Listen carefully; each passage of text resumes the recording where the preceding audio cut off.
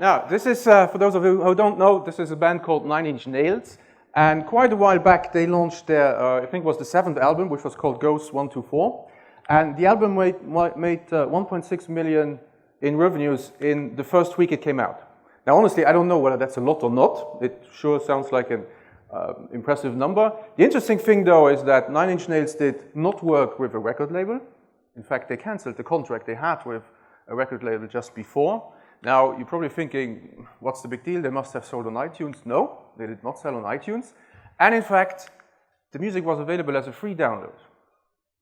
Now, think about it for a second. Here's an organization that gives away its core product for free and still makes 1.6 million in the process of doing so. And you all know examples like these, and we all admire companies and organizations and ideas like these. And the big question is obviously, how can we do it, right? That's why you're here today. You want to learn or at least get some ideas on how to do it.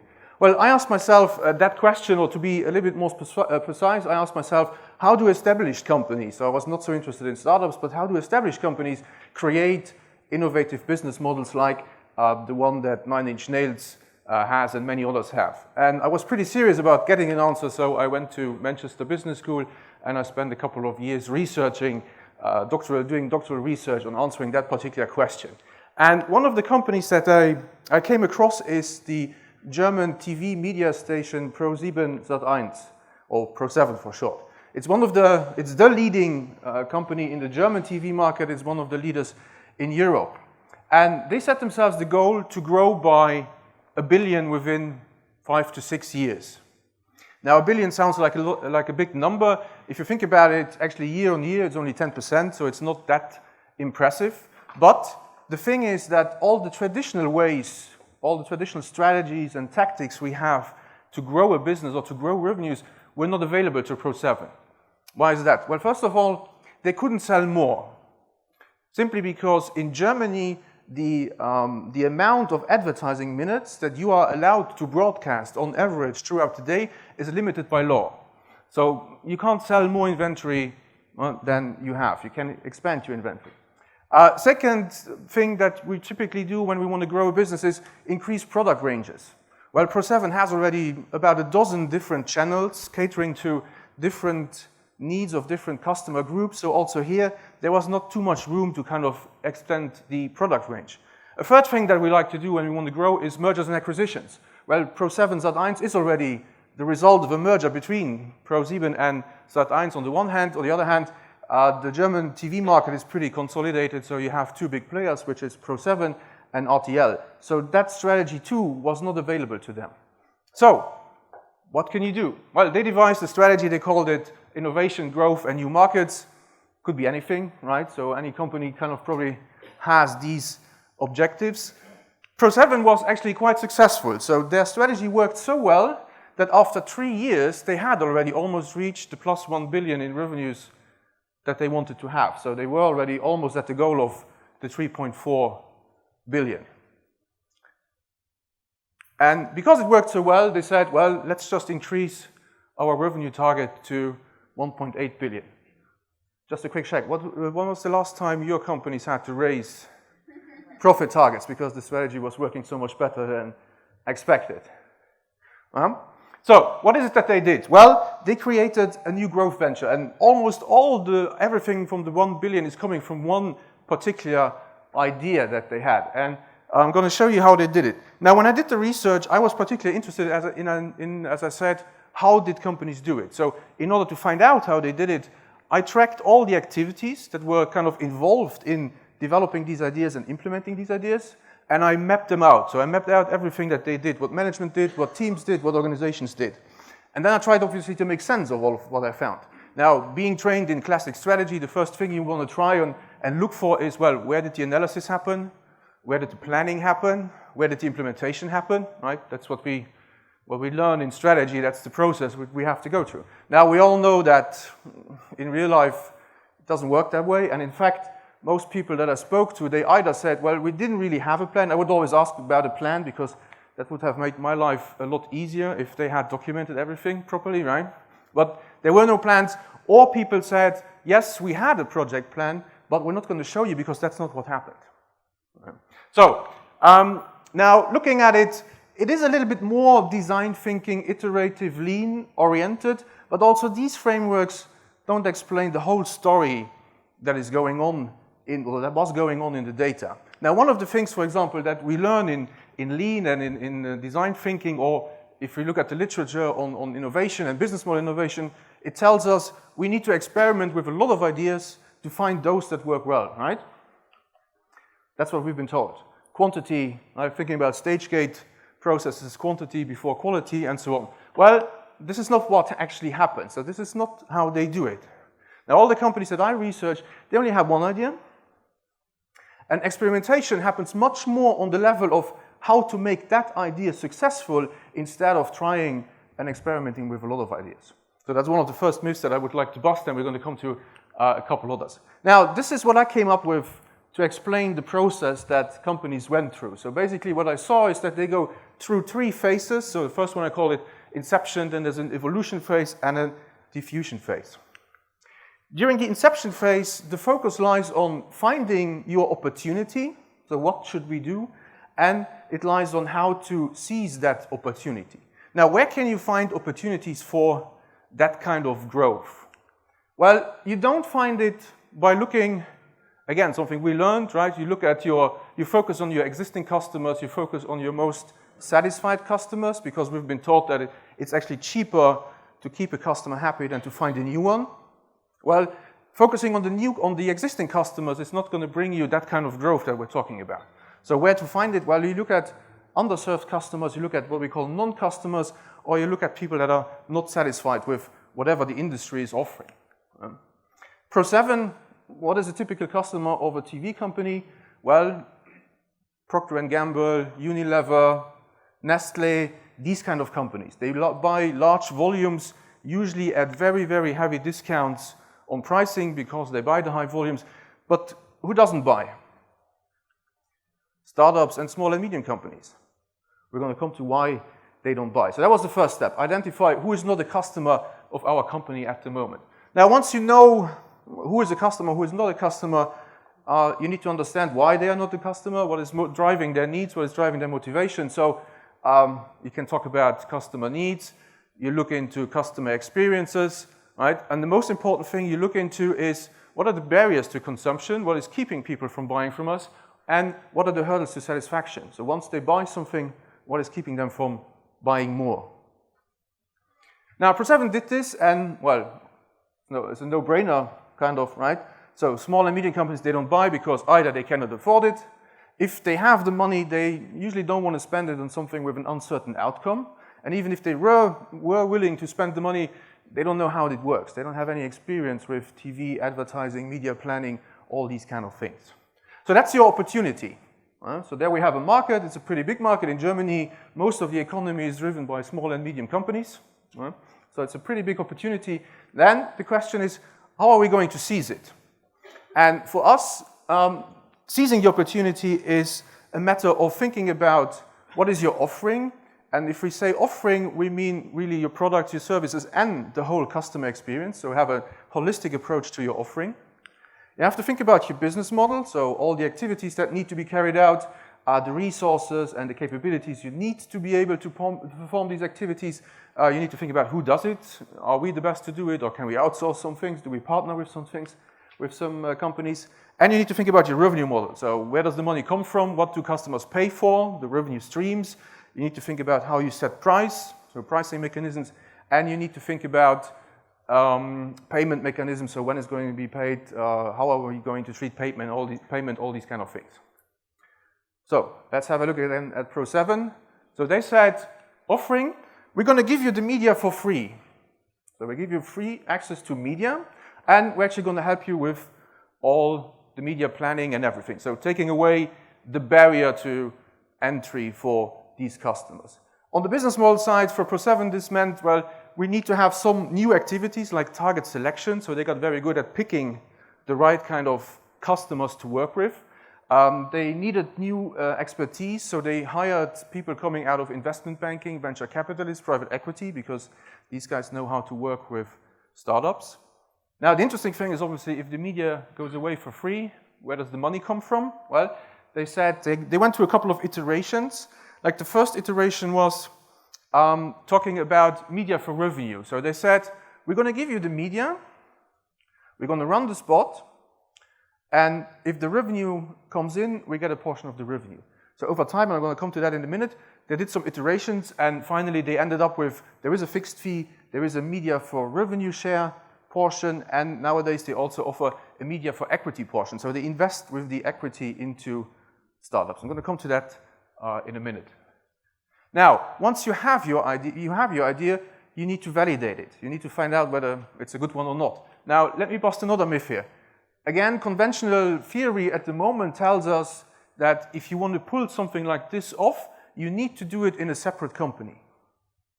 Now, you can't do it in your established company because it's just not going to work because of all the standards and the procedures and everything you have in place. So the idea is you need to go somewhere else. Right? Well, most of the literature would tell you that you need to create a new company. Right? Now, again, this is not what happens. Right? So before you go out and you spend a lot of money investing into a new company or setting up a new company, hiring all the people, try a little bit how the ideas work. Pro7 did a very simple thing. They just issued a press release. They had not spent any money on this now. There were no investments, no people hired. Right? Not even the legal contracts for this kind of thing were done at this point in time. They just issued a press release. They got dozens of people and companies applying for, yes, this is interesting, we want to do this. They picked a handful, very easy. There was 2 guys at this point in time. They just really sat down, they looked at all the applications they got, and they said, well, this one is interesting. No, I don't like that one. Let's go with this one. And they picked 5 and they went with them. So how can you kind of, in a little bit more of a sophisticated way, maybe test your idea? So the first thing, obviously, is you need to think about whether it makes sense internally to do something like this and whether you can pull it off in any kind of fashion. Next thing is you go out to your customers and you go out to potential partners that you need and you talk to them about whether they are ready or not. So this is the moment where Pro7 send out the press release, for example. If you've done your homework right at the beginning about figuring out what customers want, what the customer experience is, this should be a no-brainer. Right? This should be quite easy. And only then you go out, Pro7 picked the 5 and started working with them. Right? And this is also the moment where you start making things up as you go along because there is no plan, as I said. Right? You don't really know. If you do something like this, which is completely an innovation new to the world, nobody can tell you what needs to be done. Right? So it's really by doing that you then learn all of these things. And this is the moment where you enter what I call the evolution phase. Now, in the evolution phase, this is a little bit more the classic iterative things, right? So you try stuff, you learn what works, you might also see what doesn't work, and then you use your insights gained for the next cycle of designing your venture, your strategy, and you go through these cycles. And as you go through these cycles, the maturity of your idea, your venture, your strategy obviously increases up to a point where you're going to start rolling it out on a larger scale. Another myth that I would like to bust here. We always talk about trial and error. We talk about failing fast, right? Who likes to fail? Nobody really, right? So that's not something we're particularly comfortable with, and especially in a corporate setting, you don't want to go to your boss for the 3rd time and tell him, very sorry, we spent another $1 million, but it still doesn't work, right? So, and what I saw here is these companies, they don't really talk about failure. They talk about what works well, and they try to do more of that, right? So you need these successes. You need early quick wins because that's going to build up the momentum to keep this thing going, and that's going to give you the arguments you need to be able to sell it also internally. Not so important maybe for a startup, but I found that for entrepreneurs or intrapreneurs, it's much more important. Right? So you focus on the stuff that works, and eventually you hit upon something. Now, the Pro7, the cycles that they went through, very roughly, right? It's not that clear cut, but very roughly this is what happened.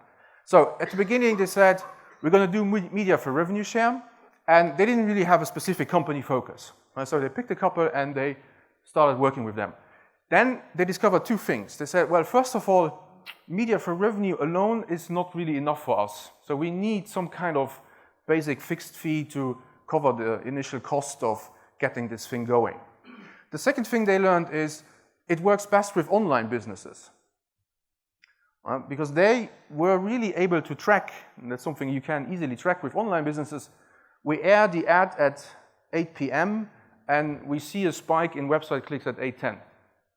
Something that didn't work with conventional retail businesses. So they also had a retail company they worked with. They ran into a lot of trouble because they did the advertisements, but there was a drink. The drink was not listed in all the retail stores. So it's kind of the owner wanted to have the advertising to get access to the retail stores and be listed and be put on the shelves, right? But they created a lot of demand that couldn't be fulfilled. So also a learning was that they only work with companies now that don't have an inventory risk, so that are really able to provide also the volumes that they sell. Then, after some time, they learned the third thing. The third thing was that when working with startups especially, media for equity or having a portion in the equity would have been much more beneficial than just having a share of revenues. Right, so they said, this is also something interesting for us, so we can benefit much more. So they moved to media for revenue share, media for equity. They added that portion. And nowadays they are at a stage where they really use this model to strategically invest into startups. And they have built up portfolios of companies like they have a travel portfolio, so they have a couple of startups that have to do with travel. They have a lifestyle portfolio where they have an online partnering platform. They have online fitness programs, these kind of things, fashion. So they group these things and strategically invest in a couple of key areas that they think have potential for the future. And finally, so once you have an idea that works sufficiently well, let's say, you shift your focus from the iterative cycle of trying and designing your strategy to scaling it up. And this is actually the moment where you need to think about how are we going to win? Why is this a good thing to work? So you have some initial ideas or you have some testing, it works sufficiently well. Now the moment it works sufficiently well is once you create value for all the parties involved. Now usually if I say create value, you probably think about customer value, but your business obviously also needs to create value for you as a company. And this value can go beyond just financial value, like having strategic investments in some places. You also need to think about the value you're creating for your partners. Remember when I said, so they had the media for equity portion, they actually went through these stages. At the beginning, the media for revenue share was only creating value for the customer. And Pro7 said, well, it's not so interesting for us. So they added the fixed fee to make it also interesting for them. Now, the problem when working with startups was that the other equity partners were not too happy that money was going out of the company towards Pro7. So Pro7 said, okay, we're going to go for media for equity, then we're all in the same boat, and we all share the risk, but we also all share the benefits. So, and only when they created value for all the parties involved, this was when it really took off. And as I said, so that's when you switch from designing to really working on your company. So there you have the value created. An important thing or an interesting thing for Pro7 was also, that was actually one of the mandates when they started. It was about becoming less dependent on your existing customers. Because as I said, these big names, they have a lot of negotiating power, so they demand heavy discounts on the list price, and they wanted to kind of build up the future clients of the company. And as now they have the data, they are able to really prove that online advertising leads to an increase of sales, which they were not able to do before. Because Coca-Cola doesn't tell you whether the ad really improved sales or not. Right? But here they had the data working with these companies. And this is the moment actually where they only founded the company. So we're like 2 years into the project. They made a profit at this point of about 20 million. So then that was the moment when they decided, now we're going to build a dedicated company. So they created a company called 7 Ventures. They hired more people. They standardized the back office processes. They standardized all the contracts, all these kind of things. But only then, when there was sufficient proof that this is a good idea and it works actually quite well. So, in other words, you should think big, but you should start on a small scale and then kind of bring it up in an intelligent way. So, to sum it up, designing a new venture, you need to think about where do you want to play, so what kind of customer segments, what needs, what unmet needs. Well, you need to think about how to play, so that was designing your offering, your business model, your revenue model, and you win if you create value for all the parties involved. So think about the value you create for the company, for the customer, and for your ecosystem. And the process you go through is that of inception, finding the initial idea, evolution, building on the idea, designing it further, and finally diffusion. And if you're interested in how 9 Inch Nails did it, or many other companies did it, and how you can do it too, I invite you to get a copy of my new book, The Art of Opportunity. And whatever you do, be really committed and don't just fiddle around. Thank you.